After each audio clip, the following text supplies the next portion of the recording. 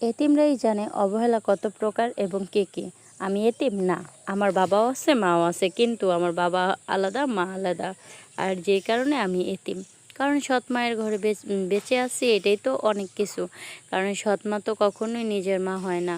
আমি কখনোই বলতে পারবো না গরম ভাত খাই, আমি বলতে পারবো না সুন্দর একটা কাপড় পরি, তার কারণ আমি সৎ মায়ের ঘরে বড় হচ্ছি। আর সৎ মারা তো এমনই হয়, কোনো দিন ভালো চায় না।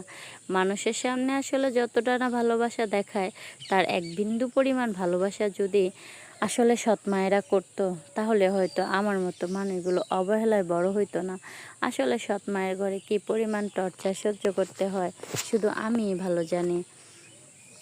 এই দুনিয়ার মানুষ তো শুধু উপরটাই দেখে, ভিতরটা কেউ দেখে না। আপনার সামনাসামনি আপনার সাথে কিছু মানুষ এমন আচরণ করবে, মানুষ মনে করবে আপনি অনেক সুখে আছেন, অনেক ভালো আছেন। আসলে কি জানেন, কখনোই না। যদি আপনারা কেউ কখনোই ভাবেন যে বিয়ে করবেন, আর বিয়ে করার পর আপনারা এইটা সবসময় মাথায় রাখবেন যে আগে ওই মেয়েটাকে বুঝবো, আগে ওই স্বামীটাকে ভালোভাবে বুঝবো, আর বোঝার পরেই একটা বাচ্চা নেব।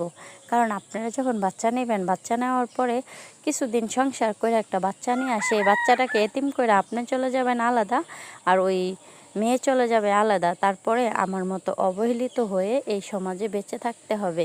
তাই বলছি, আপনারা বাচ্চা নেওয়ার আগে চিন্তা ভাবনা করবেন যে আপনারা সংসার করবেন কিনা। অবহেলার জীবন অনেক কষ্টের হয়, আমি সেটা জানি। আপনার মতো কেউ হোক, এটা আমি কখনোই চাই না। আমি চাই প্রত্যেকটা সন্তান তার বাবা মায়ের কাছে সুন্দরভাবে বেড়ে উঠুক, এই সমাজে একটা দাম পাক, এটাই আমি সব সময় চাই।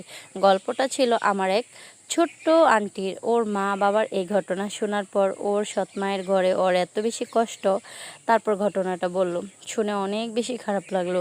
এই জন্য বললাম যে আসলে আপনারা যারা বিয়ে করবেন, আগে একটা মেয়েকে বুঝবেন কিংবা একটা ছেলেকে বুঝবেন, দেন তারপরে একটা বাচ্চা নেবেন।